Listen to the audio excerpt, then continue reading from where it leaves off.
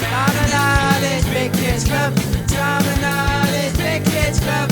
Tom and Ollie's Big Kids Club. Tom and Ollie's Big Kids Club. It's all that shit stuff. Hello and welcome to Tom and Ollie's Big Kids Club. I'm Tom. And I'm Ollie. And we've got a very, very special guest with us today. And I'm really honoured to have her in our company today. Actually, this dates back to about 2 years ago when me and Tom first started the podcast. It was going to be called Tom and Ollie's Cartoon Club. And we were going to just talk about cartoons until we realised it meant we had to watch a lot of cartoons. And we had to know a lot more about cartoons than we actually know about. So we kind of ventured out into more films and music as cartoons as well. But one of the people I emailed when it was going to be the Cartoon Club, because we wanted to get professionals on to talk to them about their process and things like that. And one of them was Yvette Kaplan, who worked on Beavis and Butthead, King of the Hill, Futurama, to name a few. And I think Doug as well. Oh, Doug, yeah. Yeah. And then I'd say, I didn't get a reply, which is fine. I wasn't expecting one, but I thought I'd just throw it out there, see what happened. And then coronavirus hit, and then I think everybody started to look through all their emails and kind of clear out clutter from, their inbox and stuff. And so a couple of weeks ago, I got an email back from Yvette saying, I'd love to be on your podcast. And I was like, bloody hell. Like, I shot out of bed and I was like, this is insane. So, yeah. And I was welcome amazed. to the podcast, Yvette. Thank you very much for being part of it. Oh, God. That was a little more. I had a few thousand lines of apologies, didn't I? No need to apologize. No, not at all. But a beautiful invitation. And I couldn't believe that I missed it. Of all things, I managed to see all the lousy emails as they come in. But I mean, this would have, so thank you.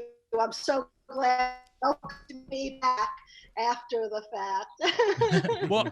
I just can't believe we've got a director from a #1 box office film in America on our podcast. It's incredible. Oh gosh. Yeah, it's fantastic. And can I just reiterate what Ollie said and say thank you again, Yvette? My pleasure. So before we get into how you got into animation and all that, how did it feel to have a #1 film at the box office? That must have been incredible. It's still, I gotta say, it's still the highlight of my life. Oh, and I bet. It was wonderful. I was also supervising director on the series for the entire run, and the idea of doing a movie, it kind of just got dropped. I was asked, hey, Yvette, we'd like you to direct this movie with Mike. And it's like, oh, yeah, of course. And it was done just pretty much similar to the show. We had a year from start to finish, and a year start to finish, and that's including script. And so we had at the time what sounds now it sounds like an insanely low budget. It was a low budget then, but everyone just poured their life into this. I lived at the studio pretty much, and it was amazing because at the time it was very different than films later, because there weren't that many animated features around. In fact, the other first of Beavis and Butthead Do America was that it was the highest grossing non-Disney film, non-Disney animated film ever. That's insane. Insane. At the time it only made 65 million, I think, but at the time only it was big, but it wasn't like that now everyone has to make $300 billion in order to, break even or something. What was the budget for the film? I think it was $12 million. That's what I think. So it made a healthy profit then. So yeah. It did gangbusters, and it took a while for it to come to the UK. I think it came out in the March or April of the following year, but I remember that being a massive event for me and my friends, like in the Easter holiday, going to go and see it. Yeah, I it's remember fantastic. being that young, actually, Yvette, that my dad had to take me to go and see it. I'm sure. And it was. I just remember my dad cackling next to me. It was a real family experience. We still talk about it to this day. It's so beautiful. Yeah. You were probably around the same age as my son, because when at the premiere, no, my son, maybe he was a little. My son was born in 1984. I'm 85. I'm 83, so we're around the same age. The three of you could have done it together. So, because I remember when I first started working on Beavis and Butthead, I had just finished. I actually left Doug to work on Beavis. I didn't leave at the beginning. I was on hiatus from Doug, and I started working on Beavis before MTV, before it even aired, as a in between gigs job, and I wasn't planning on staying because I love Doug, and everything I heard about Beavis was like, oh, it's too gross. And with them, I thought I just fell in love with them, fell in love with Mike, and I was asked then, when the show immediately became a hit, like one night. The very first night we knew, but I already promised to go back to Doug, and I went back to Doug for 2 weeks, and then I was like, I can't. I went, and so I always say I left the good boy for the bad boys. Oh yeah, definitely. So, like, if I remember with Beavis and Butthead, so obviously Mike Judge did like a few shorts, didn't he? So he did Frog Baseball, and was there another one with the monster trucks or something like that? Yes. Peace, Love, and Understanding. That's it. So, and the other one that was Office Space, was that with Milton? Oh, Milton, yeah. Milton. He did. He did a bunch of these shorts, but he had never worked in. They were all festival shorts, and the story is that MTV saw Frog Baseball. And maybe I think it was Judy McGrath, actually. It might have been Abby Triculi. I always get mixed up. But they saw it and asked Mike if they could. I think they tested it in a focus group to get a reaction before even buying it. And it was the most insane, the most successful focus group they'd ever had. Kids asked if they could buy it right then and there. And that's amazing. The girls weren't so thrilled. No. but the boys loved it, and they knew, and they did. So we started at the Spike and Mike Festival. That's where MTV saw Frog Baseball. Can I just ask? Sorry. No, you go, Tommy. Sorry. Is that okay? Yes. I just wanted to know what the process of being. Did you go for an interview? What was the process involved? Were you shown Frog Baseball, or? For me, yes. Okay, that's a fun story too. There was no interview at the very beginning. The way the show was first, the first season was being produced. There was no MTV animation. This was something so new. So they commissioned an animation studio called J.J. Settlemeyer Productions in New York, in White Plains, actually.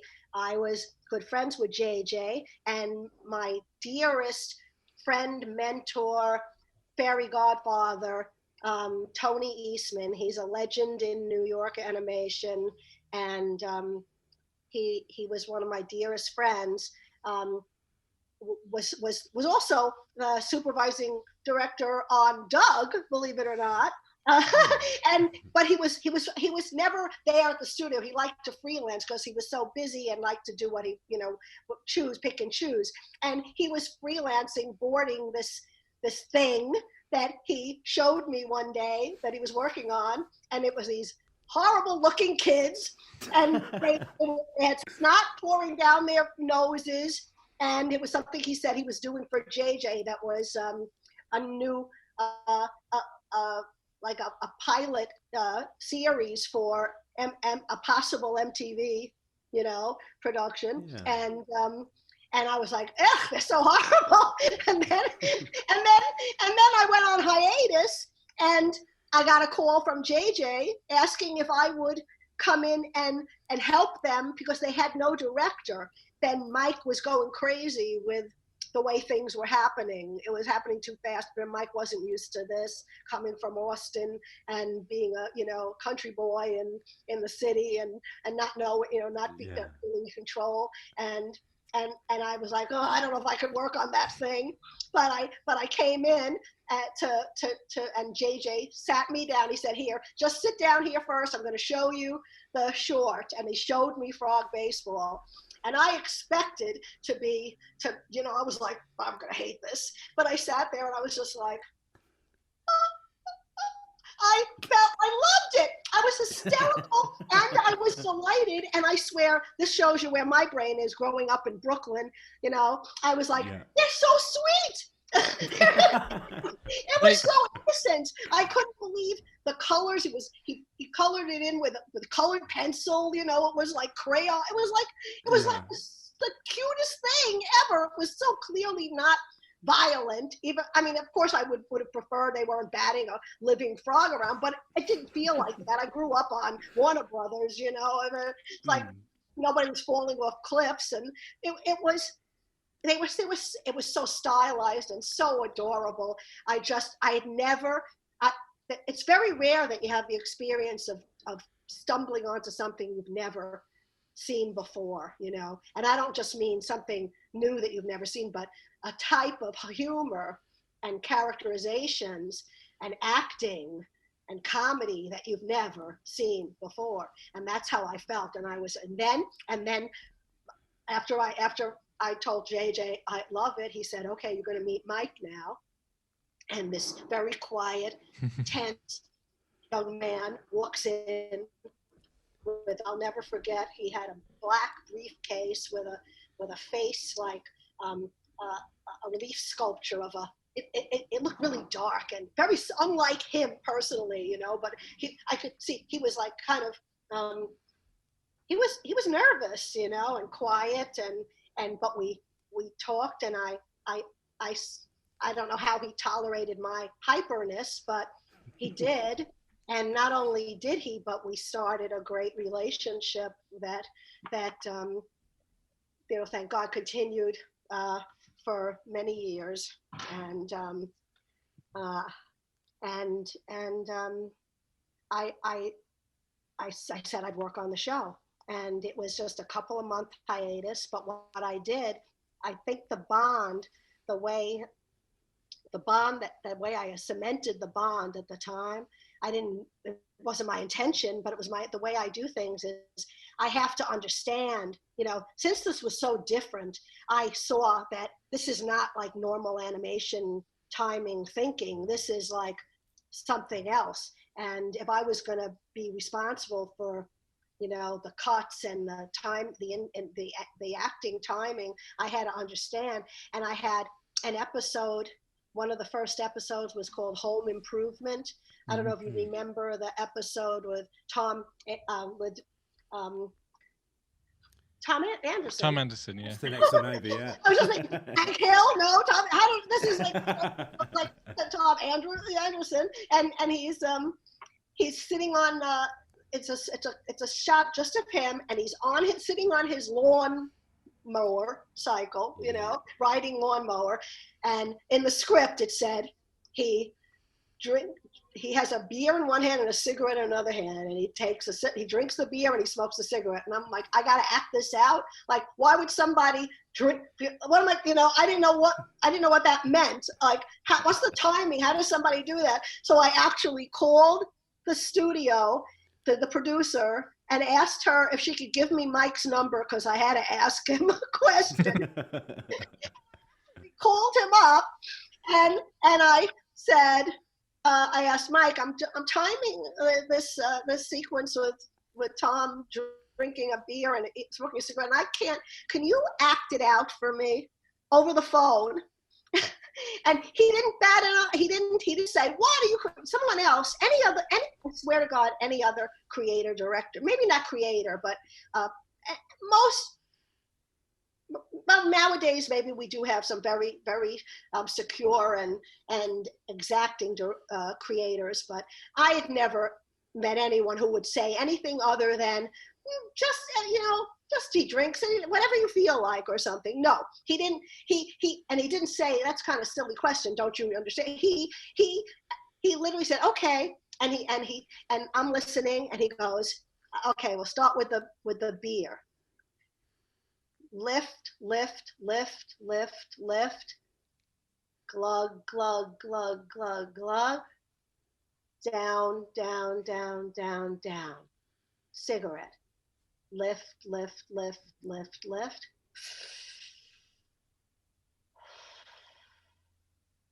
Down, down, down, down, down. And I said, got it, thank you.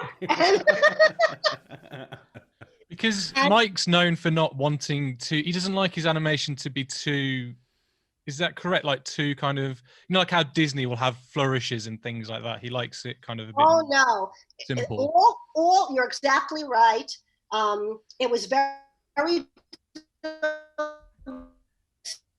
and the restraint, I always called it restraint, in the acting was very Mike centric, very Mike directed, and it was all out of naturalism. Believe it or not, people thought that they were just like anything goes, because they were so unconventional looking and kind of funky, in ways, especially first season. First season was Mike never liked first season, really, because people were getting their wing, animation people were not used to drawing characters like that.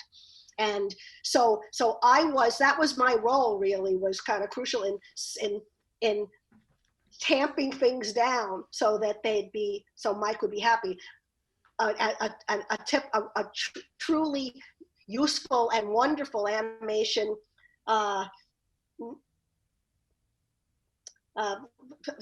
tool that we all use and love, and it makes things alive, or antics. I'm sure you're learning about anticipation. Yeah.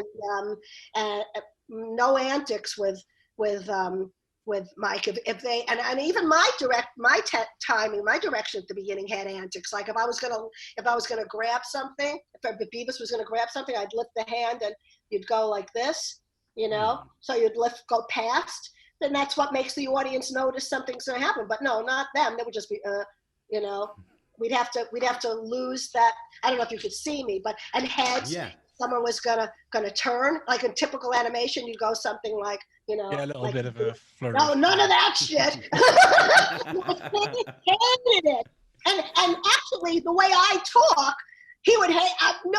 Nobody would do this in a Beavis and Butthead episode, even though I actually do. I actually move like that. So when I came on board as supervising director, and I wrote the style Bible, the style guide, it was filled with no's. It was really what not to do, and it was the most challenging. It's very challenging for animation. Young artists who studied animation and loved animation and grew up with Disney to work on. We didn't always keep those.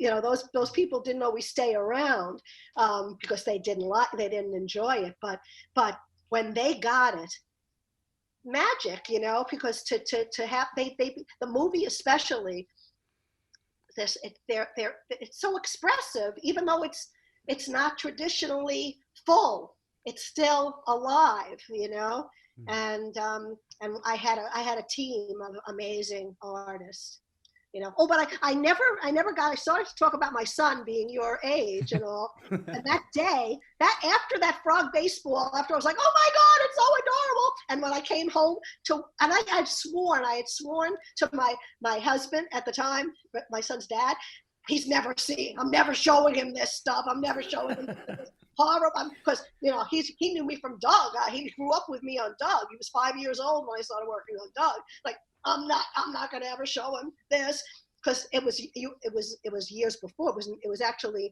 93, so you were even younger. It was 93 when the end of 92 when I started working on Beavis,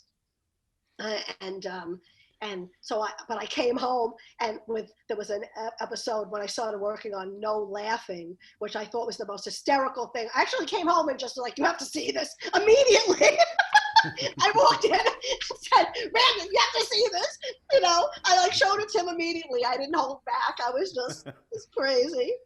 I was going to ask one thing. So, because I don't know if it's considered by you guys and Mike, but I know the fans call the few early seasons the crude era.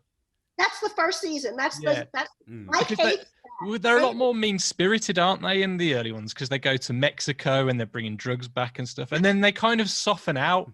I wouldn't say soften out, but they become so much more lovable because they're not horrible kids.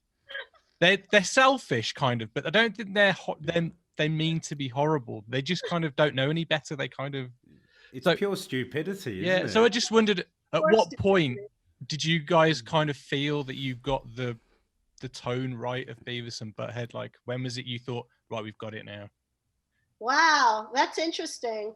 No one ever asked that. That's a really, really interesting, powerful question. I don't know if I would have the same answer as Mike, and I don't think, actually, I'm kind of sad that I always knew that fans thought that it got too good looking and toned down. I knew the movie. I knew Mike and I both knew that diehard fans would probably feel disappointed that the movie didn't go way out in vulgarity or violence or something like that. The movie, I always knew that the movie might not have felt toned down, but I never thought the shows were toned down. I always thought the shows just got better looking. And that was because of Mike. Mike actually pulled first season episodes off the DVDs. He hates the way they look. Yeah, they're not on here. They're not there. I love them because those were even though they might not have looked, they weren't as on model. See, that's when, and one of Mike's most hated quotes from the producer at the time, from the first season, said we wanted it to look as if the Cretans drew themselves, you know? And Mike always wanted it to look great. That's why if I show you Mike, like the hand drawings, every knuckle, every line in the knuckles, everything is so perfect and realistic. That's what Mike wanted. And that's why King of the Hill got that. See, King of the Hill looks more like what Mike wanted. Right. Beavis to look like. We finally got there, I think, for the movie. But so maybe it's not so much see, I didn't even work on the Mexico episode, right, because I came in to direct when things were already. I think my first episode was it might have been Burger World or the Home Improvement ones. Is the Home Improvement one with the swimming pool, or is that a bit later on? When they dig the swimming pool. Tom Anderson's, it is. It's one. There's two. One they paint the cat. Oh yeah, that's right. Yeah. And mow and ride away on the lawnmower and they paint the house. The other one might be the swimming pool. I don't remember. I do love that episode of the Burger World one. That is the one where they're throwing the burgers into the fans, isn't it? Or am I, if I got that wrong? Into where? Into the fans? Are they into the? No. That's closing time. I think. Oh, is that closing time? Sorry. That's later. The Burger World. Later? I think it is. I think it's. I think the fans is closing time, which was second season. The Burger World ones are when it's mainly the drive-through. Right.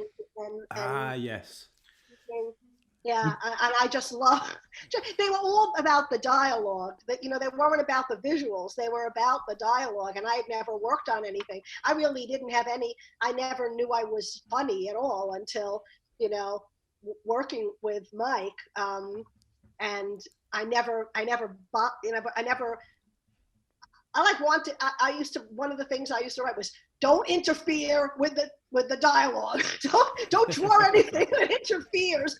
Animation is all about other things happening on screen while, playing with the visuals. But no, it was just about them. That's why there were these big heads just talking, and I was going to say my favorite Burger World one. I think it's the one where they discover if they go to they can take toilet breaks, and they take like the longest toilet breaks, and like the queues of people keep mounting up. That was a good one. But I think with the film, you hit a perfect tone for Beavis and Butthead. Like, it opens up with the Godzilla sequence, which is fantastic. Yeah. You've got the crazy Rob Zombie like music video. And the intro sequence, like the Shaft intro sequence. I just think it was just it was just amazing. You just did a fantastic. Thank you. No, it's wonderful. I do want to let me go back a little bit to the question about tone changing. There was a very specific, distinct, very heart-wrenching, moment where the series did change, and that was because of after a fire incident. Was Beavis used to say fire, fire, and liked to have matches and all. But I mean, do you think that generally was a result of the show, or do you think that was just someone kind of? No, I know it wasn't a result of the show, because it turned out that the kids didn't even have cable in their house. But that was it was a result of the media and politicians, and there were a lot of people who hated Beavis. The whole watchdog, the media watchdog. I remember Phyllis Schlafly, I think, was and I know there was one. We had to pull episodes from production. We had to pull episodes that were finished and not air them. MTV did quick edits on a few things, pulling things out that ruined that I was so upset that they didn't go through it with us, and let us. I could have fixed them, taken them. We could have done that. Animated something else. They just edited them, and it was the network was very scared, really, and it was, nobody wants to be responsible for something like that. And even though we knew we weren't, the public perception was that we were, and we had to change. And the show was taken off, moved later on. What used to be on at 7 p.m. and it was moved to 9 or 10 or something. Well, I think it was on really late in the UK here, if I remember. I remember we used to have to record it, didn't we? I used to have to get it on VHS. Well, I wasn't allowed to watch it. I was forbidden to watch it, so I had to record it on the sly. And I got told off because when I was 9 or 10, I drew that. Oh, how wonderful! And I got told off for writing sucks. But if you notice, I had to tip X out this bit because I spelt it wrong and I spelt it Baevis. And then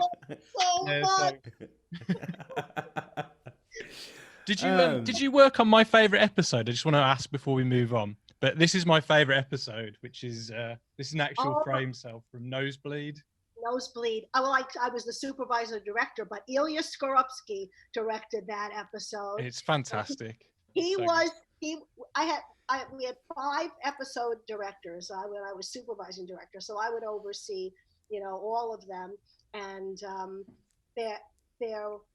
he was the one. He also directed the Godzilla sequence in the movie. Everything that was really challenging, and the acting. He drew those are his drawings of Butthead and Beavis. Other artists, because they couldn't, those are his. That's just a beautiful cell that you have, but it's not just the animation cells. Everything was his way of drawing them. Most of the art, because they moved so little, and Mike hated any variation in their, we had expression charts that they had specific expressions, and that we could only use those. Wide-eyed 1, there was wide-eyed 2. Wide-eyed 1 was kind of like, wide-eyed 2 was kind of like down, little downturn. There was downturn. There was neutral. There were profile. That and so many artists who were like Disney type, really traditionally trained, or their love was full animation. They couldn't even draw them because they're not structured like so. We used to Xerox. Our artists used to Xerox, copy. We don't know the word Xerox anymore. Make copies of their heads in the right sizes, and just so a layout was like a paste up of pieces of their body. Only Ilya could draw them, and do these expressions. You not use the standard expression, but do other expressions that might get away with it. Like not Beavis, though, you get some amazing expressions out of Beavis. He's got some amazing faces, like in that show. Yeah. Did you work on the 2011 series? That's a little bittersweet story. Oh. I did. I was the first person Mike called to do it, and he had actually told MTV he wouldn't do it without me, but he had been. It was years between, Yeah. And King. He had 10 years of King of the Hill, with working with a whole other writing team that he became very close with, and when it started, I actually left. I left Futurama to go to. I said, of course I'm going to come back, And I was an executive producer on the show and supervising director, and but there were 3 executive producers, and the other 2 were Mike's the writing partners from King of the Hill, the writers, the showrunners from King of the Hill. So I was like the way I felt, I was the first wife coming into the new marriage. and Mike, and the situation with Mike was not a nervous little young guy from Texas who'd never done this before. He's a famous, accomplished, brilliant, creator. So he has hand. It wasn't the same. I could barely talk to him. Even my producer, who I brought in, used to say, he only has 5 minutes. He only has. So it wasn't the same where it used to be me and him. And that's what I wanted. That intimacy was gone. That kind of that's a shame.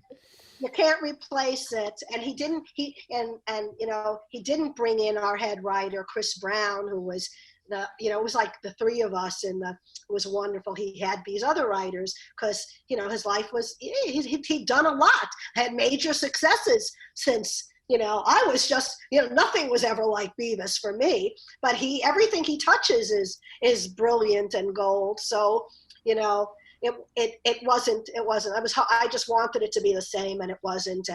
And it didn't work. I didn't last long. I didn't stay. There were some good episodes on that. Crying was a good one.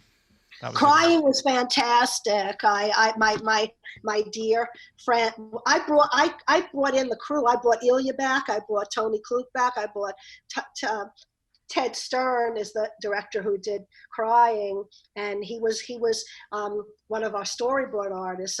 He came in late in the first season, in the last season of the show, and he boarded most of the last episode, Beavis and Butthead Are Dead. And I loved his work. He was a comic book artist. The reason I'm speaking about him like this is he passed away last year. And he was a brilliant comic book artist in his own right. Has an amazing Fantagraphics comic book called Fuzz and Pluck. And he worked with Mike. He continued to work with Mike. He even worked on the Tales from the Bus. Tales from the Tour Bus? Yeah. He worked with Mike on that because he stayed after I left the 2011 production.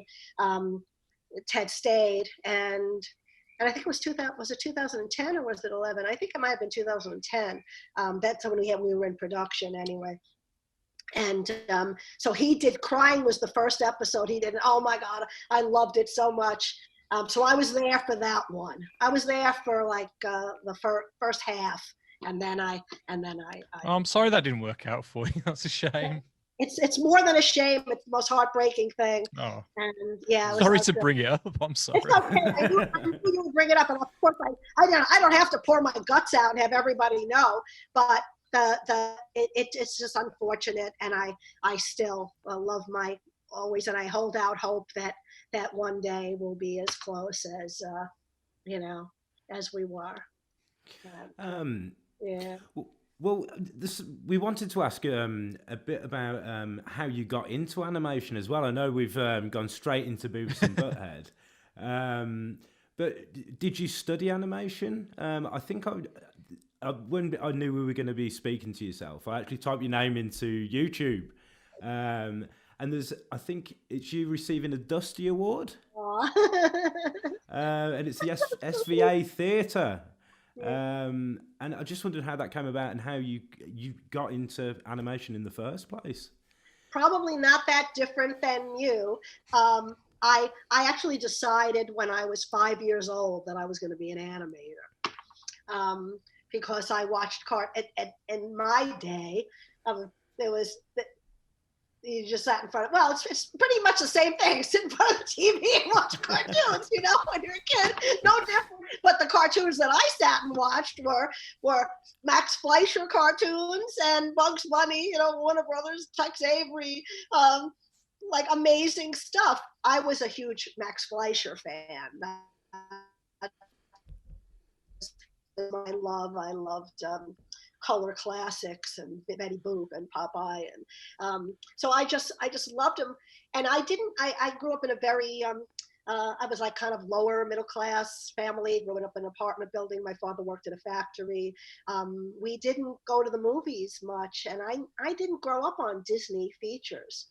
I didn't see them very much. In fact, I won tickets to see Pinocchio on one of its re-releases, not when it first came out. I'm not that old. But I'm not that old. And we never went because I think we had to go to Manhattan. Living in I grew up in Brooklyn. Brooklyn now is everyone wants to live in Brooklyn. In my day, no one wanted to live in Brooklyn. Everyone wanted to get out of Brooklyn, and we didn't see a lot. I never saw any Disney features. I watched The Wonderful World of Color on TV, and that was the Walt Disney hosted this TV show on NBC, The Wonderful World of Color. It opened with Tinkerbell. I don't know if you guys ever saw a clip of that. You should look up The Wonderful World of Color. And that was when I first learned that there were animators. I knew there were cartoons, but to me those characters were real. But I'm pretty sure, I don't know, of course I don't know 100%, but I'm pretty sure it was from a Walt Disney an episode of Wonderful World of Color where, because I know he did this, he showed the animation studio. He'd walk through the studio and you'd see the people drawing. And I was like, oh, animators make cartoons. I'm going to be an animator at 5 years old. And most kids who want to become animators might pick up a pad and make a flip book, might actually try. I never did. I drew characters all the time. I made characters and wrote stories and did things that were like comic books, single page. I'd have all these little stories with. I was saying, you're still storytelling though, aren't you? You're still trying to tell a story, even if they don't. To tell a narrative, aren't you? Yeah. Yes. So maybe if I had heard that there were people who wrote cartoons, or I wrote something, maybe I would have done that, because I always think of myself more of a, it's the writing and the art, it all goes together for me, but it's the acting, it's all of it. So I knew animators, so I'm going to be an animator. And growing up in Brooklyn also, in the place I did, everyone I knew went to Brooklyn College, and that was that. But I knew Brooklyn College didn't have animation, and the only other school I knew was Fashion Institute of Technology that my brother went to, but they didn't have animation. So I figured, oh, well, I guess I'll be a fashion designer because nobody has animation.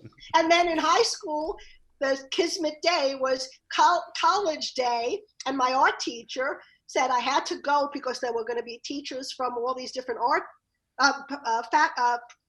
heads of different art colleges talking, and David Rhodes went up to speak about School of Visual Arts, and he said, and we have animation, and I was like, and I knew it had to be. So I applied, and I got a full scholarship, not from the school, but through something called the School Art League. It was all bit because of my art teachers in high school who helped me find this possibility. I mean, at the time, the school was only $500 a semester, believe it or not. Wow. So now it's something like $20,000 a semester, but at the time we still couldn't afford it. Oh no, it was $775 a semester. $775, I remember. So that was too much money for us, but I got the scholarship, and so that's how I started. I started studying 15 years, or 12, 13 years after I made the decision to be an animator. So when you started your course, were there a lot of other female animators, or there weren't a lot of animators? Period. Believe it or not, the school didn't have an animation major because animation was dead in New York at the time. There was in fact, that first day of class, my wonderful animation drawing professor, Howard Beckerman, who was a major mentor, and he worked at Terry Toons. He had his own studio, incredible artist. He has books out. This is how he greeted the class. He said, "If any of you think you're going to go into animation as a career, forget it. It's dead." And there were probably 10 of us in the class. 5 of us were really serious and didn't listen to a word he said. And there actually were, I would say there were 3, at the time, there were 3 women, 3 girls who were really serious, and 3 guys who were really serious. And that was it. And do you still keep in contact with any of those? They're still dear friends. I don't know if you know the name Tom Cito. Yeah. Tom Cito was one of those guys in the class. Okay, wow. And he's now he's got a million books. He's a professor at USC. He's a governor at the Motion Picture Academy. And he was an animator. He left New York way before I did, and was animated on many. Went to Disney, worked on. He lived the dream, becoming an amazing animator. He was an amazing animator in those days. He was amazing, and. So yeah, and one of the women was Sylvia Hofnagel, who lives in where we see each other on Facebook now, because she lives in Ireland. She left years ago to go to Don Bluth Studios. Oh yeah, because he was in Ireland, wasn't he? He moved his whole studio there, didn't he? Yeah. Yeah, because a wealth of talent come from Ireland still to this day because of that. Yes. Yes. We'll come back to this in a minute, but what do you think the state of animation for females is like at the moment? What do you think of it? It's wide open. It's amazing.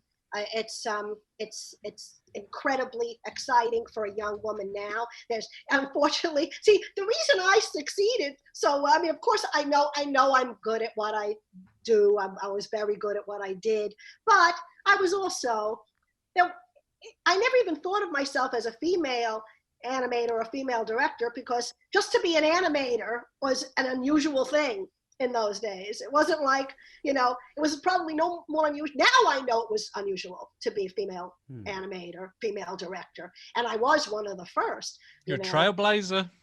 Yeah, I was, but I didn't feel it, because I just knew it was so odd to be an animator, Now, you can't walk down the street without bumping into 20 animators. Yeah, the bastards. Get another job. But do you know the organization Women in Animation? Have you heard of that? I have, yeah. they've made an amazing impact, and they have they set up a goal about 5 years ago, maybe more, to 50-50, to I think by the year 2025 to be 50% female in the industry. That's amazing. And I don't know if they're that yet, but I just finished on a project at Disney, and to me, every time a new storyboard artist was hired, it was a young woman, and a lot of directors. And there are actually, I'm friends with one young woman at Bento Box on a show called Paradise PE, which is raunchier. And I mean, Beavis and Butthead is like preschool compared to what the shows are now. Yeah. Beavis and Butthead are so innocent. To think that you weren't allowed to see it when you were kids. Now it's like, I'm too young to see these things. Well, like the things that Trey Stone and Matt Park got away with and still do to this day, and yeah, but they're brilliant. I love. I mean, my God, I never shut up. You're going to be sorry you have me. No, this is perfect. This is absolutely brilliant. People don't want to hear us talk. They'd hear us in the physios anyway. One of the greatest days I'll never forget, when in FTV animation, people are like, I think Mike might have had it. I know, it was like, you gotta see this. We of the first of Matt and Trey's Christmas card. It was called a Christmas card that they sent to networks and studios, and it was the first. It was a South Park like little pilot. It was a Christmas card. It was like with their version of Jesus or something, and it was so insane. It was so funny, and we were just like, all of us were. It was like we had this rare, dangerous thing delivered to us. And so of course they would be what they are, and I'm so glad that they're still doing it. But yeah, like Beavis and Butthead started everything really, and so that's my legacy. So tell us about this Dusty Award then. Oh, that's so sweet. It was since I went to School of Visual Arts. They every year they have a ceremony for the Dusties, where the Dusty Awards are given to the students, the normal Dusty Awards. So there's a Dusty for Best Animation. In fact, I handed, I don't know if do you ever hear of the studio, Augenblick Studios? They did Super Jail and a bunch of shows. Well, anyway, I used to be there as a presenter. After I went to the school, because of my my high profile successes, of course they liked the idea. They love when their alumni succeed. So I used to be invited to give the awards to the best animation. A couple of times I gave awards to the best animated film. Chris Pranowski, who internally at MTV directed that hallucination sequence that you mentioned. Yeah. He was an SVA graduate too, because there weren't that many places to study animation. After my graduating class, they did make animation a major, because animation was with Doug happening. It was a Nickelodeon show. It was the first series in New York in decades.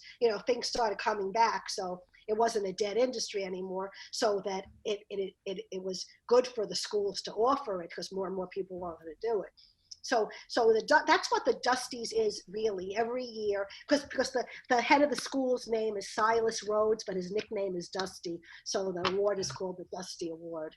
Okay. It's a very like family school. It's not a big university. There's 3 or 4 buildings. Maybe now there's more, but when I went there were only 2 buildings in Manhattan. Now they have their own theater, blah blah blah. It's much bigger school. So the year that you're talking about when I got this award, it was the first year the school decided to give a special award to an important, or whatever they called it, successful or an influential, I don't know, alumni. So now they give it every year. Tom Cito actually got the award the year after me. And I think Chris Pronowski also got the award, but I was the first. So that's what you saw. See, trailblazer again. First it was very nice. And I'm still, the teachers that I'm still dear friends with, my teachers who are still here, and I love the school, and they have a alumni party and screening in LA every year, where I meet the students. The students come and show their work, and so I'm as involved as I can be. And so, I taught there too. I used to teach at the school. I used to teach creating characters and animation workshop for third-year students, but then I moved to LA. So I miss. So it's like they're like family. School of Visual Arts. Love them. So did you go straight into working for a studio after you'd finished being at SVA? Again, when I graduated, that was, I don't even want to tell you. I'll tell you. It was 1976 I graduated. So that's a long time ago. And that was the day. So that's a big time difference between 1976 and 1991 when Doug started. You're talking almost, over 15 years. Animation was, as Howard Beckerman said, dead. There were 5 studios that did commercials. That's why if you look at New York animation history, commercials are a bit, all the cereal commercials, all these great animated commercials, the ad, because ad agencies, advertising agencies, or the advertising business is centered in New York. So commercials were the lifeblood of these studios. So I worked freelance on commercials mainly. Actually, no. Okay, I worked freelance for a couple of years, and then I got a staff position for 2 years at a studio that I was hired as a lower position than what I was. I was animating, but I was hired at something called an animator too, so they could pay me less. But I didn't care because I was so happy to animate. And but I also, even before that, there was a studio. I should say this because this is a fun thing. I don't know if you ever heard, do you know the animator Dan Haskett? Yeah. Well, I'm looking at Ollie, I don't. Okay. My first job, actually, when I was still in school, and with Tom Cito and Kevin Petrolak and a couple of them, we were hired for a summer job to animate on or assist. I don't remember, but I think I was animating. I might have been assisting. I don't know now. But it was Dan Haskett was directing, and it was this little studio, little non-union studio. The commercial houses were all union, and that was the goal, because those were the respected ones. But here was this little studio that the owner, just hired kids out of school, to save money. And but I loved it, and I ended up going there after I graduated too, and I worked there for 2 years because I was able to animate, and I even directed commercials and designed characters, and I designed characters. That's where I met Tony Eastman, who was my fairy godfather, responsible for me to be working on Beavis and Doug and Magic School Bus and a lot of things. But the studio, we did a Christmas special called Why the Bears Dance on Christmas Eve that was shown on TV once because sadly our boss, the one who liked to hire kids, had a massive stroke on the streets of the ripe old age of 40. Oof. And that was the end of the studio. but that special, I had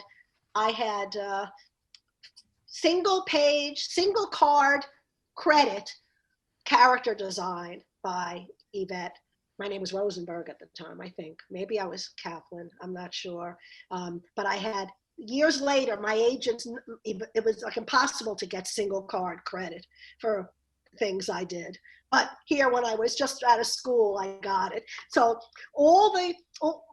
Tom Cito had already been working, left to go to Raggedy Ann.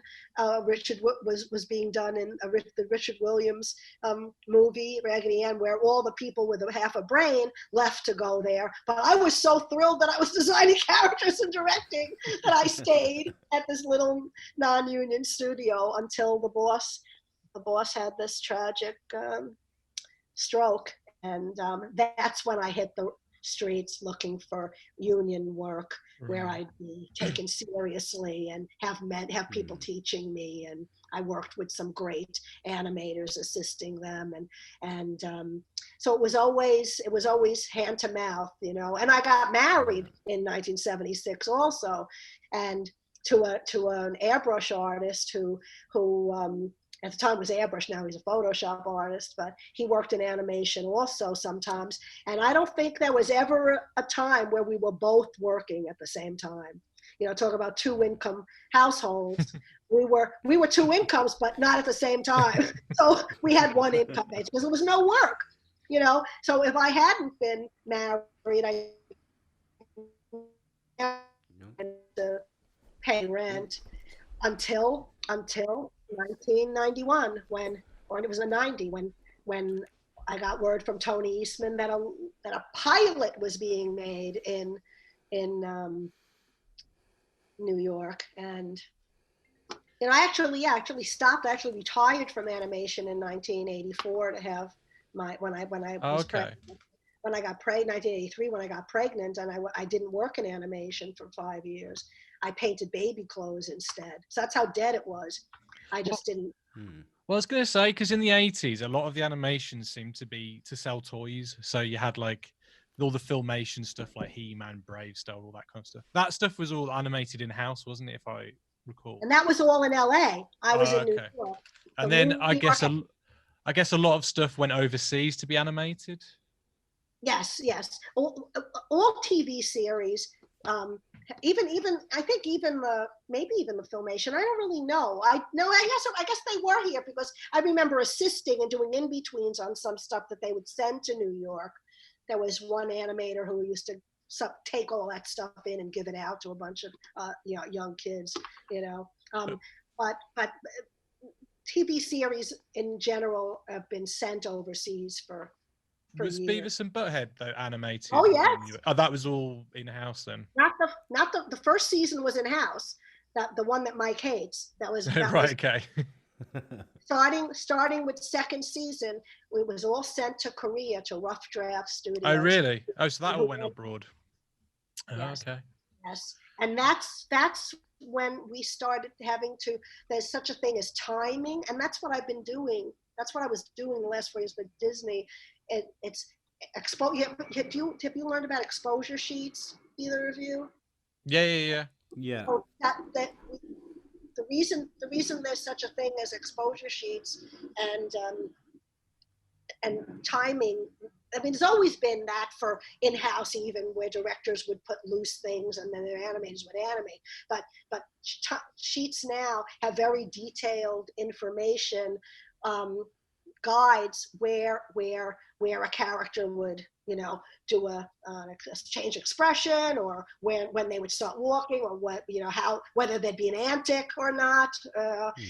And it's because overseas, if they didn't speak English, so they needed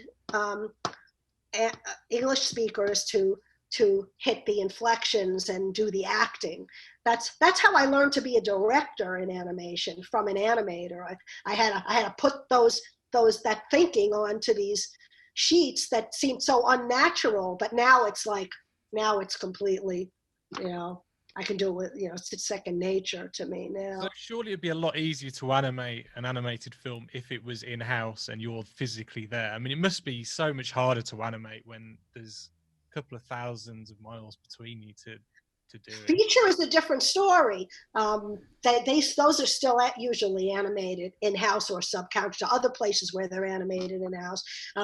But it would never happen. You'd never be able to get them done. The schedules are so insane, and for a weekly series, or a daily series, it's impossible. So it's that TV just has to be that way. But there's a lot of communication between the directors or the showrunners, and there's always someone from the studio, from the series overseas working. Not always, but ideally. So it's just the way things have happened. It's okay. And now I actually just got a call about possibly timing on a new show, and I spoke with the producer last night. And I'm so used to very detailed timing because of the limitations of the overseas studio, and I always thought how horrible it must be to be an animator over there and having to follow someone else's direction. Animators, want to animate, but because you're an actor, really, aren't you? That's what you're doing. Yeah, exactly. So their hands have been. I see them as people whose hands have been. They're just doing, someone else's planning, someone else's decisions. But I hear now that they're so happy with their animation studios overseas that they just let them animate. So I don't know what they need a timer for, but so this will be if I don't work say that. Don't say that. Don't talk yourself out of a job. So it's so these I think because people are there's more so there's so much competition now with shows that networks want to try different things or producers, and if you got great people over there that want to help, then let them. Have you also found that technology, obviously it's come on leaps and bounds, have you found that has affected, well, what have you seen regards change? What do you see as the positives and negatives of this technology? Because obviously I'm a big, as is Ollie, he's a big fan of traditional animation, and I don't think you can get anything quite like it. But do you think it's a positive thing? What's your views? I'd say for everyone who has embraced it, it's a very positive thing. For me, it wasn't such a positive thing, and that's why I'm not directing now, because I didn't. It's not that I didn't embrace it. I was my last directing gigs. I was coddled, and everything was printed out for me to review and work with. The board artists would work in Storyboard Pro, and I would get printed out boards and revise and make notes. And I would write on the scripts. I wouldn't. I did everything the way I always did, but now I'm not studios aren't so willing to do that or at all. And I've lost a lot of opportunities because I didn't keep up with technology.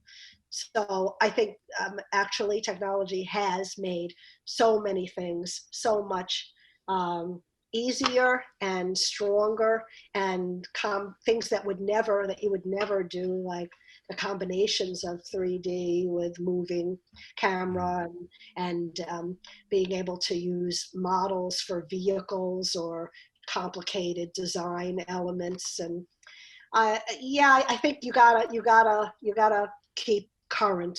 I don't know if you're talking about when you say you're a big fan of traditional. 2D animation is still drawn. I mean, you still need a skilled animator. It's still, whether or not it's drawn in a program in the computer on a Cintiq, it's still the same thinking. So were you talking more about CG, computer animation? Well, more just the technology that's involved. So like Toon Boom and things like that. Yeah. well, Toon Boom is Storyboard Pro, and that, of course, for me, it's a it's a bittersweet thing because I haven't. We're going to see, because this new job, I might have to do sheets in the computer in Photoshop, and I'm such an idiot. I was married to a Photoshop instructor for 23 years. My ex-husband, Sonny Evers, he's a Photoshop expert, and I never learned Photoshop. Who doesn't know Photoshop? Me. You know?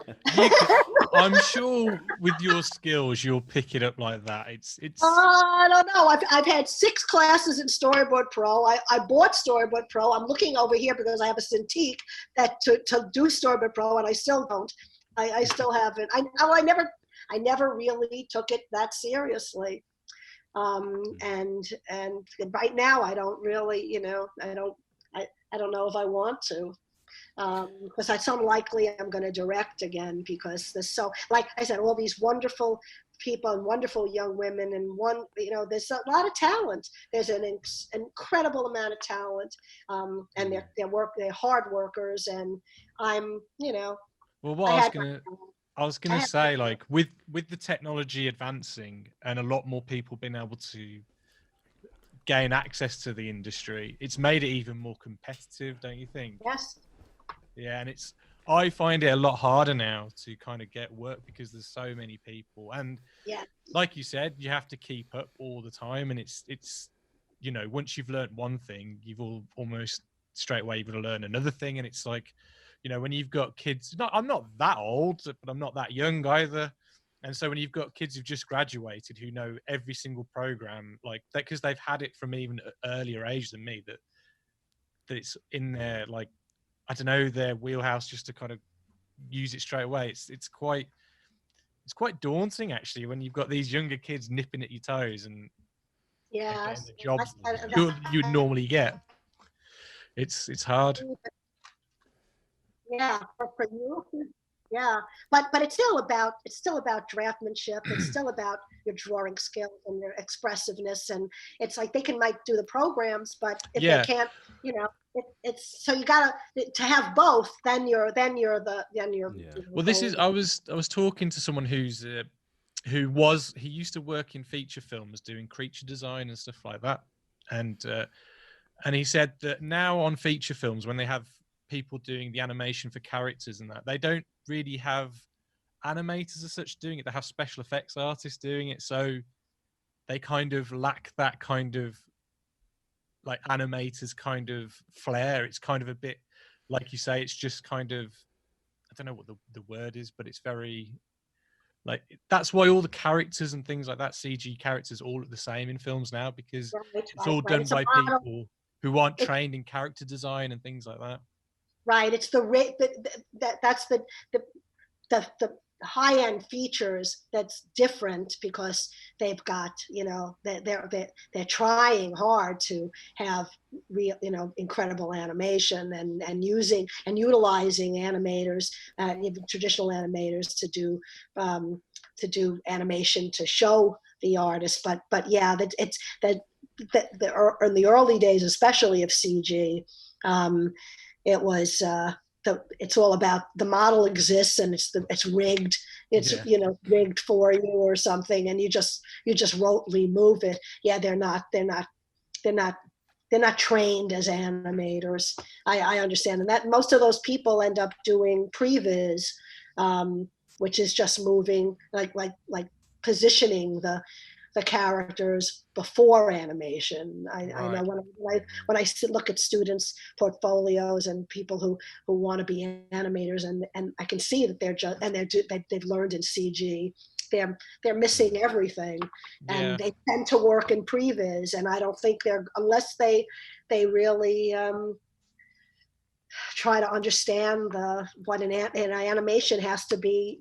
It's not about reality, it's breaking it.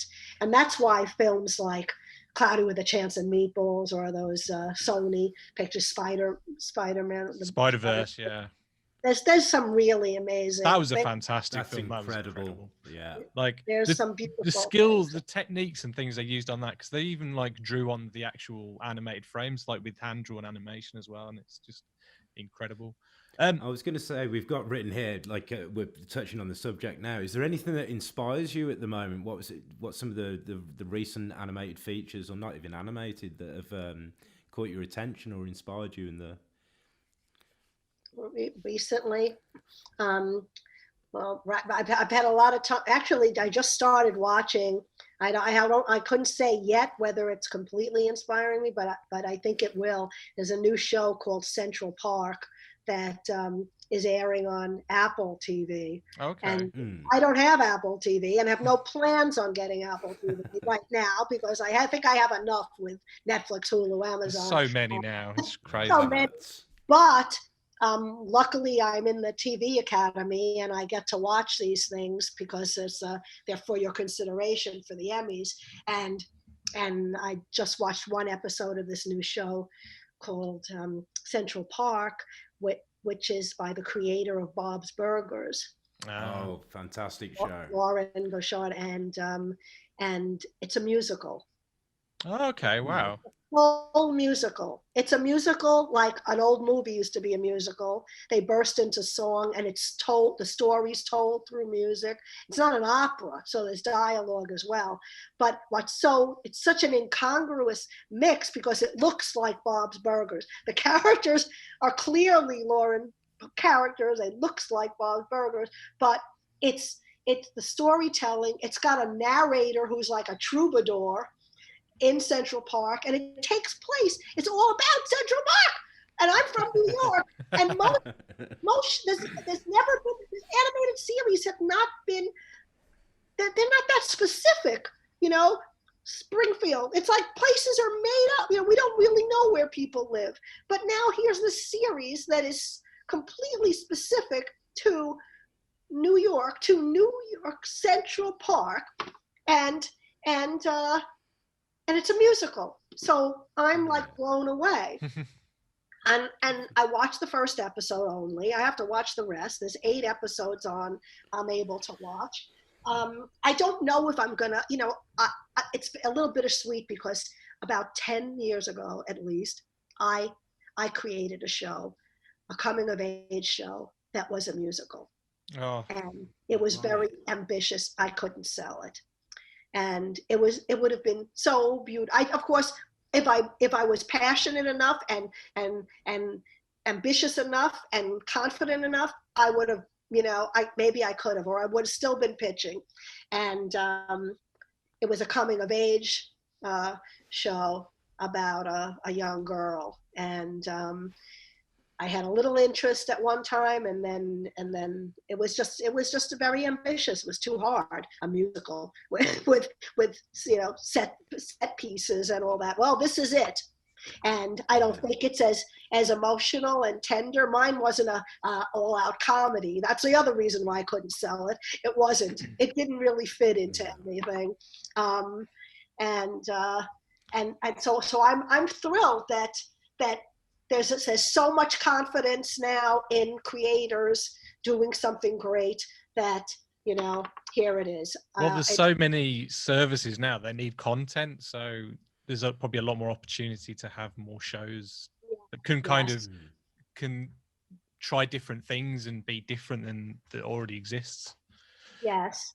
And my other favorite show of the last few years, I was a huge fan of BoJack.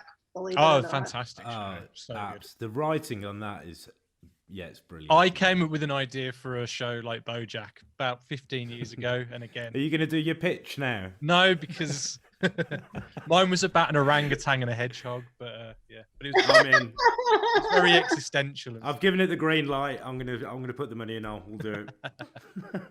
That's great. Well, I'm glad you agree, because that impressed me no end because of the writing and the characterizations, and I didn't care that it was funky looking. My son, I'll introduce you through email to my son, who is making an animated horror feature. Oh wow! Oh wow! He hand drawn completely on a disc. He refuses to use a Cintiq. He's like completely there's no He's reason insane. he's insane, and it's black and white and incredibly detailed and beautiful, and I'll send you. But he won't even give BoJack a chance. He won't even look at it because of what it looks like, And he's not a Disney person at all, but he doesn't like the drawing, and I like it. But he loves deep, dark content, but he wants it so frustrating to me. So we're like this when it comes to BoJack. But I love it, and I'm delighted to say I'm friends with the supervising director, Ollie'S, and he's well now they're not in production, and he's doing other fantastic things now, so that I'm a big fan. Now I don't know we didn't talk about my preschool dabbling at all. Oh, is this your latest one? No, I was going to, the CG one. I co-created a preschool series. So tell us about that. Was it Quack and Zach and Quack? Yes, Zach and Quack. Yes. It's actually it's a Zodiac production, so I'm sure it's still on in the UK. It's not on here. It was I created it with an Israeli director named Gilly Dolev, and it was it just happened. Actually, it was an amazing thing. I had gone to I've been asked to come to Scotland to give a class in creating, not a class, but a workshop in creating characters for the Scottish industry. It was compiled of the class was writers and animators who apparently never had really good working relationships together, and for the Scottish industry, they wanted them to understand how to work together. So that I gave this class, and Gilly was one of the students in the class, even though he was a professional, he wasn't a student at the time. And we stayed in touch and ended up creating this show together, based on a short he had done called The Ugly Duckling, which looked like a pop-up book, except that it wasn't CG. It was CG, but it was flat. It didn't look like the show, but it was really sophisticated looking and wonderful. And the idea of doing pop-up characters was amazing. So I worked with him to create a preschool series. And I thought that would be it. I thought I wouldn't have to work again. I thought I'd have the biggest success. And it was nominated for 2 Annie Awards, and people seemed to love it. But Nickelodeon picked it up, and they never didn't own it, so they never cared about it. And we had 2 seasons, and that was it in the States. But it is still airing other places. But the reason I did it, I actually always loved, even when I was at Beavis, even when I was working on Beavis, I wanted to work on preschool stuff. I loved preschool stuff at the time because I felt visually and emotionally, there was more going on in preschool series than the middle range of kids shows, which was all action and and well, it's about, I guess it's about teaching and it's learning. The formative years, isn't it? Yeah, but also emotional and just kind of beautiful. And being a mom, I always loved that, and I love children's books, and so to me the most exciting areas are adult animation, because it's deeper, it's honest. I love and when I do teach, I say that character animation and creating great characters is all about emotional honesty and comedy. You put emotional honesty and comedy, and you got something special. So I do love, so one of the other show, and actually this isn't preschool, so I don't even know why I brought up preschool, but the other thing that the show I love as much as BoJack is Hilda. Hilda. Yeah, what's And Hilda? Hilda is on Netflix, and it's the creator is in the UK. Okay, we'll have to check that one out. Right. Based on a comic book. It's got a comic called Hilda, and it's so beautiful, and I just love it. So I watched all of that. I have to see if there's a second season, but I don't watch a lot of. I don't watch a There's so much out there, and it's just it's hard, isn't it, to keep up? To be honest, I don't know if this is an. I don't like it much. I don't know if it's an expression you have over there, but it's a bit of a busman's holiday, isn't it? I don't want to take up too much of your time, but I'd love if you could just talk to us about working on King of the Hill and Futurama just briefly before you.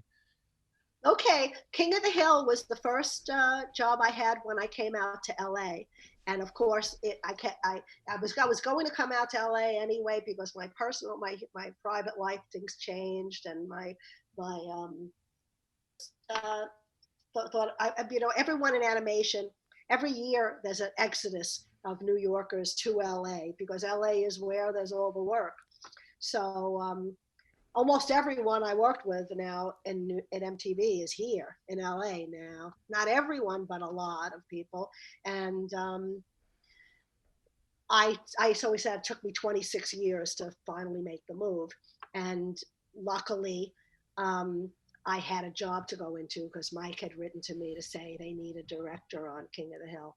Years before that, while I was in LA with Mike doing post on the Beavis movie, that's when he had already started King of the Hill, and they were already done production on the pilot, and they spoke to me. They wanted me to be a producer on King of the Hill, and I didn't understand what that meant at all. And I didn't know that I was, and they said, and I actually met with Greg Daniels, who said, anything you want to do, Yvette, anything you want to do. And I said, well, offer me a job.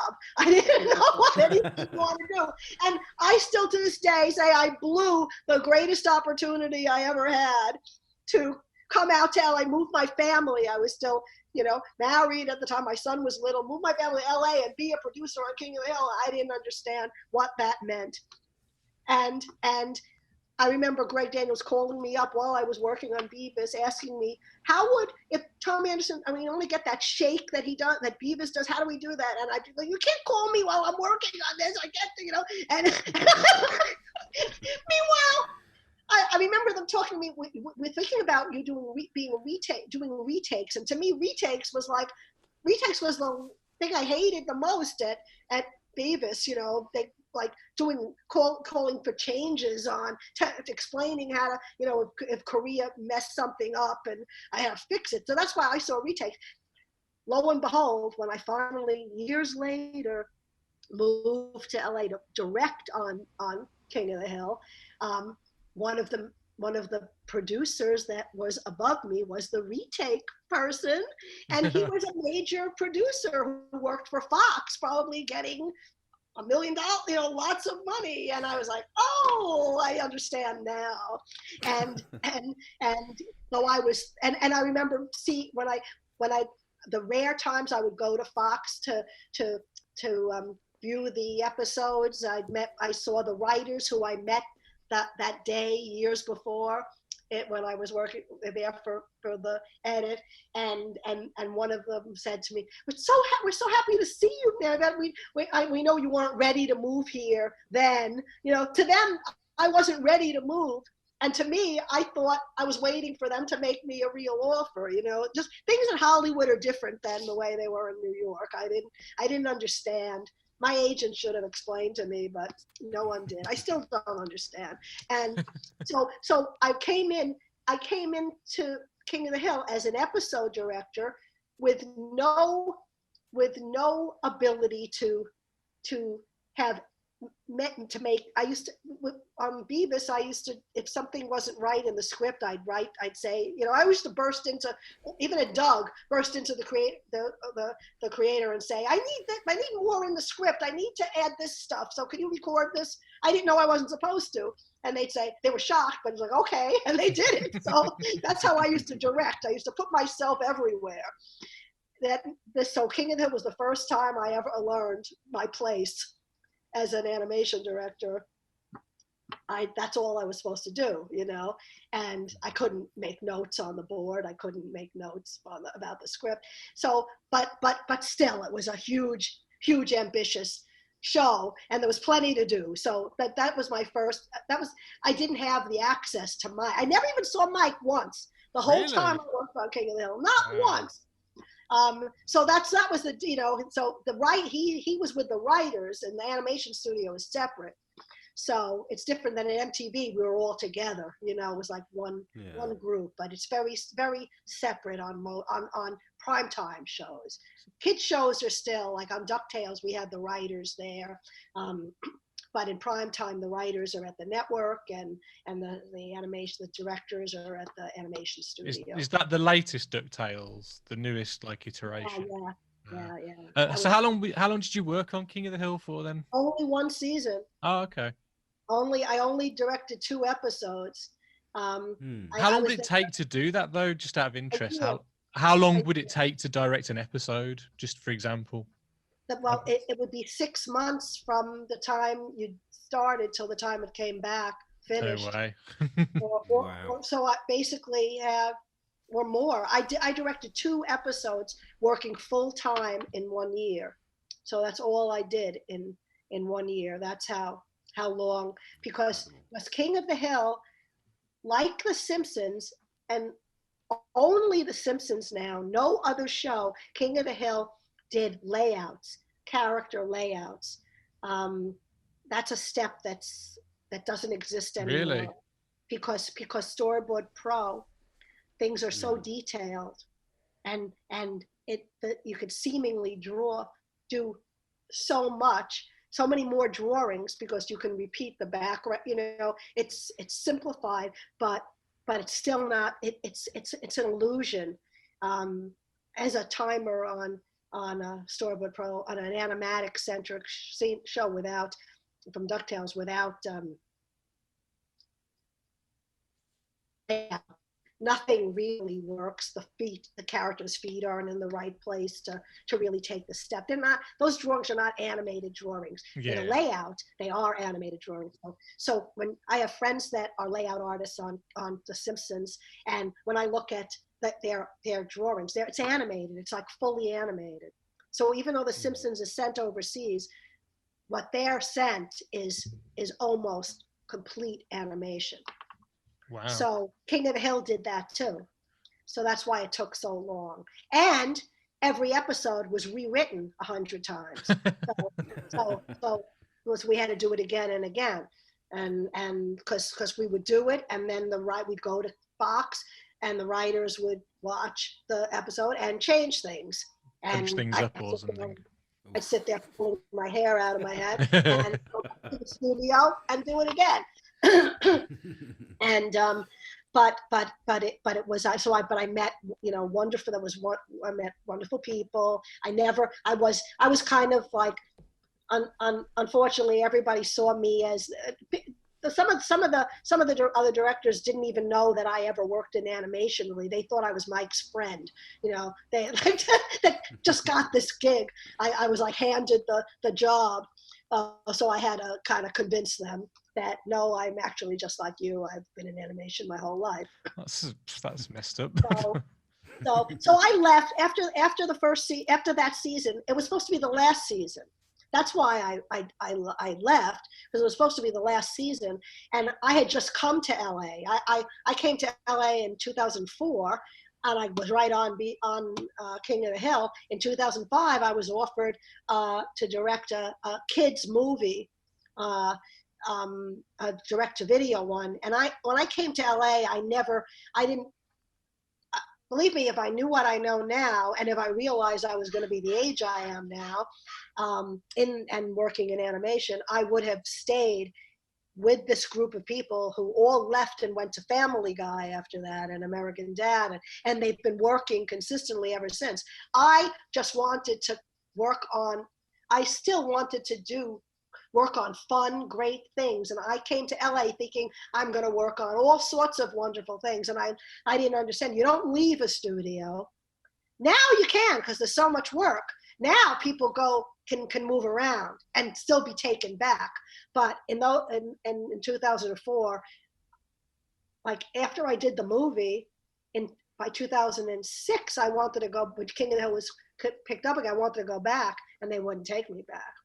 Oh, so bastards. Now they would. Now they would, because there's so much competition and they can't get people. You know, they can't. The best people are. You can't fault yourself though for wanting to work on different things and broaden your horizons and be creative and try different things. You can't, like, yeah, money's always going to be there eventually, or I mean, you'll always be okay, but you'll never get opportunities to try different things. Or well, that was just who I am. Yeah. I still am. Who I was. I couldn't. I wasn't that excited about it. I have to love. I still want to love a project. Especially after working for one that I didn't love for a while. But I think that's the burden that a lot of creative people have to bear, is that what you work on or whatever is not necessarily. I don't, I'm not exactly quite sure what I'm trying to get at, but like I think, I know my mind's gone dead now. I had it in my head, and it's just gone. But, I know exactly what you're saying. Yeah, it's like ideally a creator, or a creative person. You wanna love what you're working on. You want to enjoy, but the industry, but the people who chose to have a job and pour themselves into, and there is one thing about us animators, we can, once you get involved with a project, you end up loving it more than you ever thought you would. So it would have been okay. I just was looking for something else. These people though were very smart, and they have pensions, and they've got beautiful homes. There's a reason people stay at a job for a long time. But is that fulfilling though? Like, do you know what I mean? Like, if you're staying at something just for the sake of it, just for the money, is that like for some people? Yes, so. Yeah. I mean, I can speak for myself, and I think you're the same, Ollie. I couldn't do the same thing like year in, year out. I've always had to do different things, and I think you're the same, aren't you, Ollie? You've gone from job to job. Well, yeah, I mean that's what it is. Like I find that's the joy of it. I know it's scary, but I do find I wouldn't mind having more time to work on projects though. They're like, you've got a month, and you're like, whoa, okay. But so how was it like working on Futurama then? Futurama, I was timing, so that I wasn't directing. I've always done timing in between directing gigs, because there weren't so many. So because I'd leave projects. So in between, while I'm waiting, I would do timing. So I did the timing on Futurama. The studio was Rough Draft Studios, which is the same studio that we used that animated Beavis and Butthead Do America and the series. So to me, that was like coming to a family. Also, I had been always in communication with the same founders, the owners of the studio. Even though the Korea was doing it, the people in LA were the ones who I was in communication with a lot. So when I left, when I finished King of the Hill and then finished the movie, I knew I needed to work, so I immediately called. I probably had gone and introduced myself just to say hi when I first got to LA. And of course, I guess I would have loved them to hire me as a director, but they had a tight crew doing the show, for a while. So they needed a timer, so I went in, and I loved it. It was a very inclusive. Even though I was timing, I did a lot of drawings. I had the directors I met wonderful, great directors that are I'm happy to know now, and I never felt timing was a lesser thing, even though it is in the industry looked at as a lesser thing. And I just finished 4 years of a place where it was really looked at as a lesser thing. Futurama was not like that at all. It was, I had freedom to improve things. And this is a Matt Groening show, you know, there's nothing wrong. Nothing was wrong with anything. It didn't like need my, you know, my magic touch to be fantastic. Yet they were I bet it did. You just playing No. Number one box office film. You directed a number one box office film. Yeah. I was happy enough, but it's actually Matt Groening hasn't directed a number one box office film, has he? But here's what happened with Rough Draft and Futurama.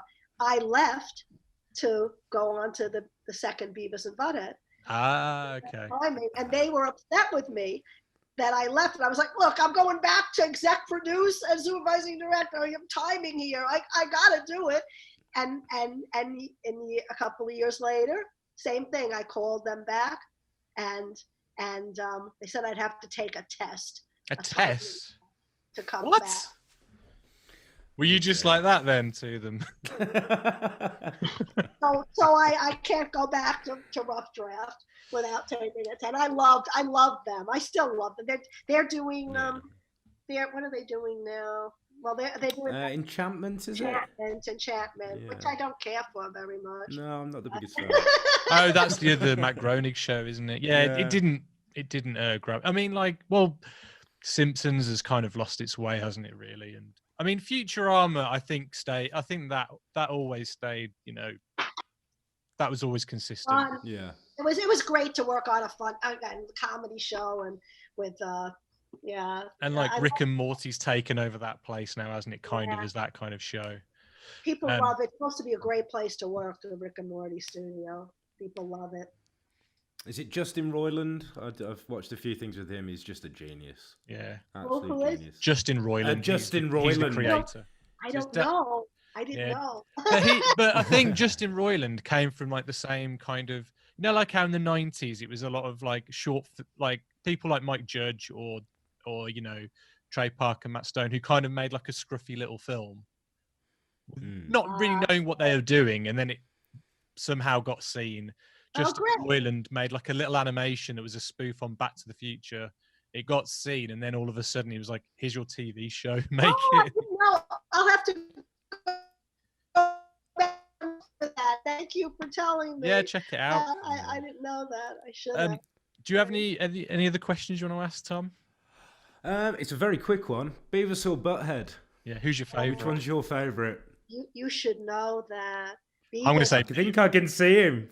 Beavis is my boy. Beavis, yeah. In fact, this is also the sweetest thing. It's my favorite thing ever between Mike and I. That Mike used to say to me, "Settle down, Yvette." Like, settle down, Beavis. And Beavis's whole metamorphosis. Now I'm going to go back to when you said the show changed, and I hope that I wasn't part of softening the show, but I have to admit that I definitely softened. I definitely made Beavis more.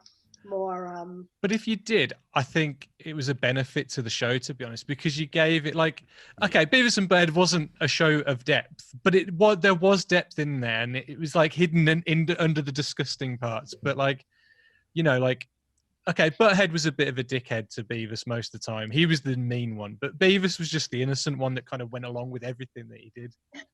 He's my favorite. Yes, and it started. You could say it started with Cornholio, but it actually started with an episode before that called Most Wanted, where they meet that serial killer. Oh yeah. Yes. And he sniffs the glue. I think it was episode 3, season 3, or maybe it was season 2. But and Beavis goes into this rant where he oh yeah. Oh god, yeah.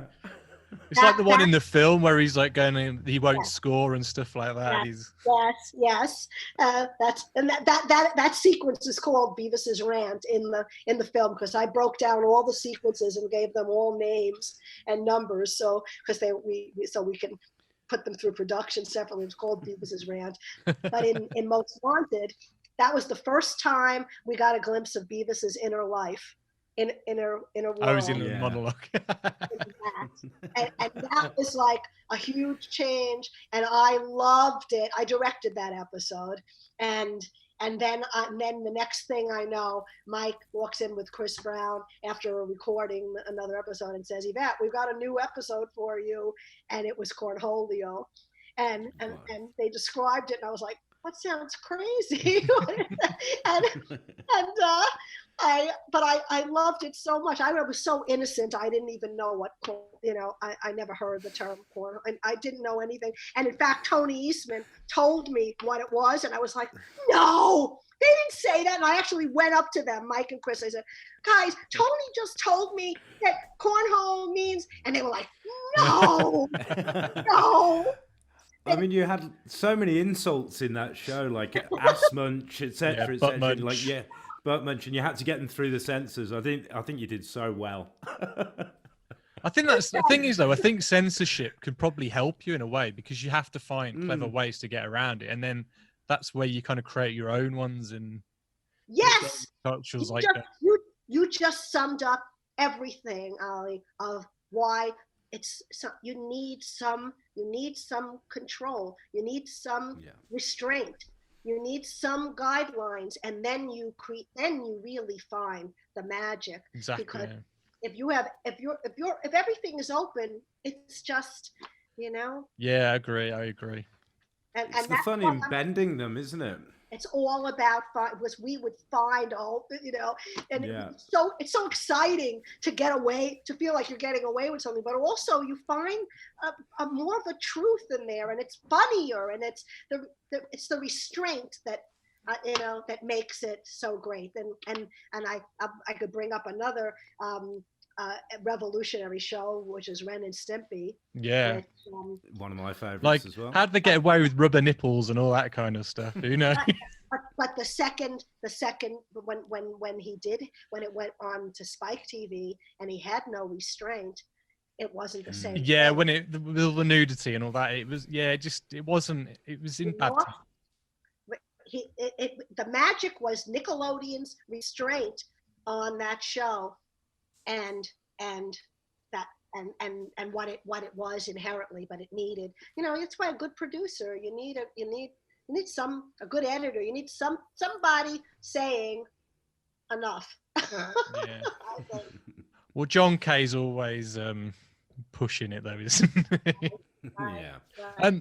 Tom, can you just grab the figures behind you? Because I was going to do it. I've wanted to do it for ages, so let me show you these, Yvette. So to thank you for being on, I want to send you these. I've made these myself, and I haven't actually got any at the moment. Tom's got a pair, but I'll send you some. So if you send me your address. So I made my own Beavis and Butthead figures. Can I see him for a close-up screen? Yeah. So. Yeah. Oh my God. They're wonderful. You can't send me those. I can. I've made a few of them, because I made like molds and then resin cast them and stuff like that. So I'll send you some. Oh my God. I feel like acting something out now.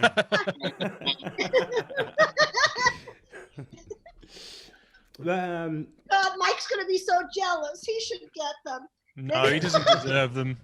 Maybe I'll post them, and then I'll force him to talk to me again. That would be amazing. So, is there anything you'd like to plug or anything like that before we go today? No. That's so sweet. I'd like to plug my son's work, my son's feature film. Look for Boxhead, and I will. Maybe you can talk to him. We'd love to speak to him. We'd love to. He loves London so much, and he has a lot of fans in England. And my connection, it says, is unstable. It's all right. We can still hear you. It's okay. We can still hear you. Okay, so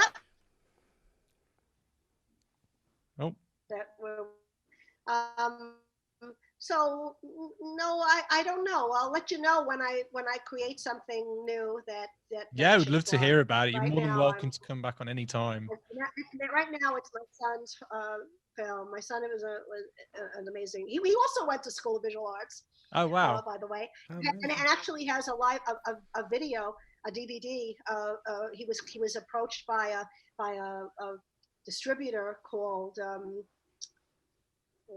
I forget, but they wanted to put all his short films on a collection, and it's called Beneath the Flesh. It's and it's available through Netflix. Oh wow! Yeah, but you have to rent it. But it's not it didn't really sell very much. So he was a live action filmmaker then. He was doing live action. So it's and is your son on Instagram or anything like that? Yes. I think his Instagram is Randall Kaplan's Head. Okay. Randall Kaplan's Head. So look at it. Brilliant. And we'll make sure we tag him in everything on here as well. And great. Honestly, this has been amazing. I can't thank you so much for being on our show. It's been a joy to have you on here. Yeah. No, it's been fantastic, and thank you for all the work you've done. And you're both it's been amazing. So wonderful. You really did. You elevate. You did a lot for my spirit and my heart. So it's a tough time at the moment. So I hope it's all okay in LA at the moment. So thank you. The whole world, all of us. And I'd love to see your work, both of you. So I'll send you an email with some of my rubbish. You can tell me it's crap. I was going to say, I'll show you mine once I've learned a bit more. I also love the Godzilla you have up there, which I have. Do you like that? When we were talking about the scene earlier, Godzilla up there. My son was a huge Godzilla fan, still is, and he has all those too. So yeah, I love them. Yeah. Great. Awesome, guys. Right then. So you can always find us on YouTube. We're on Spotify. We're on the Apple Podcasts. What else are we on? We're on We're on everything, Ollie. Yeah, we're on. What are we on? We're on Twitter. We're on Instagram. We're everywhere. We're on a Zoom meeting at the moment. We're on a Zoom meeting. Yeah. So again, thank you very much, Yvette. Been amazing. We'll see you on the next one. Goodbye. Okay. Bye. Bye. Oh, thank you so much for that. That was Yvette, thank you.